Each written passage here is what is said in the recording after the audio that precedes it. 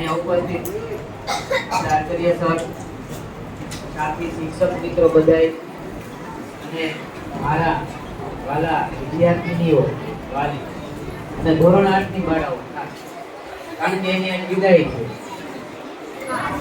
આજે મન થોડું ભારે છે અને આંખોમાં રમના આંસુ છે, કારણ કે વિદાય શબ્દ જ એવો છે, બરાબર?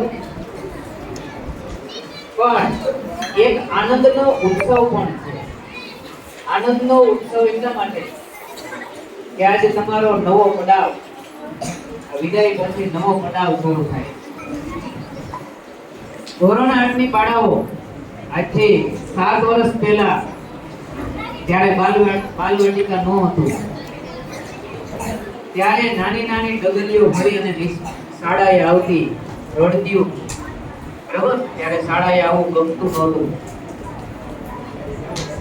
અને આજે એને આવું નથી ગમતું.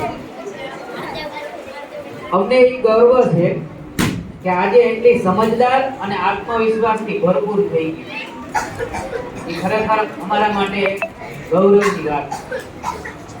ક્લાસમાં તમારી મસ્તી, નાની બાબતોમાં ઝઘડાઓ અને ફરી ઝઘડા થઈ જાય ને પછી પાછી દોસ્તી થઈ જાય ને. અને પરીક્ષામાં નટખટ, બરાબર? ક્યારેક છોપી અને લખી પણ છે, બરાબર? અને એક પરીક્ષામાં એકબીજાને મદદ કરનાર. ખરેખર હવે આ દિવાલોની યાદો રહી જાય. હવે તમારે આ ધોરણ 8 છે ને, ધોરણ 8 એ પ્રાથમિક તબક્કાનો અંતિમ પડાવ છે. જો ધ્યાન રાખજો, પ્રાથમિક શિક્ષણનો અંતિમ પડાવ એટલે ધોરણ 8. હવે જ્યારે તમે હાઈસ્કૂલમાં જશો, ત્યાં નવા ડગલા માંડશો ને, તો ત્યાં નવા વિષય આવશે, નવા મિત્ર બનશે.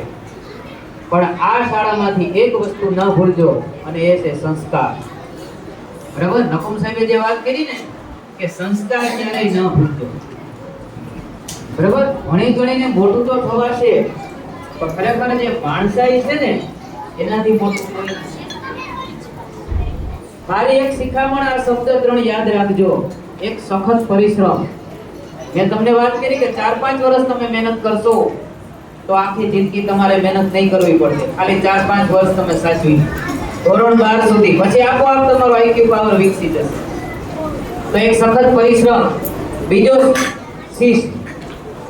તમે કદાચ ગમે એવા હોશિયાર હોવ ને, પણ તમારામાં શિસ્ત અને વિનયથી હોય ને તો સાવ અધૂરા. અને ત્રીજી વસ્તુ છે જિજ્ઞાસા. આ દુનિયા એવી છે, ખુલ્લું પુસ્તક છે. જો બરાબર ધ્યાન રાખજો, અવાજ નહીં. ધોરણ 4 વાળી ખુલ્લું પુસ્તક છે, એમાંથી તમારે ઘણું બધી વસ્તુ લેવાની છે. તમે અમને ઘણું આપ્યું છે, તમારો પ્રેમ, તમારો આદર અને તમારી નિર્દોષતા. કદાચ ક્યારેક મેં તમને ગુસ્સામાં ક્યારેક શબ્દો કીધા હશે, આકરા શબ્દો, પણ એ તમારા ભલા માટે. મંજિલ મળે કે ન મળે એ તો નસીબની વાત છે. મંજિલ મળે કે ન મળે એ તો નસીબની વાત છે. પણ તમે જે પ્રયત્ન સાવ ન કરો તો એ ખોટી વાત. તો ખરેખર તમારે મહેનત કરવી જોઈએ, લક્ષ્ય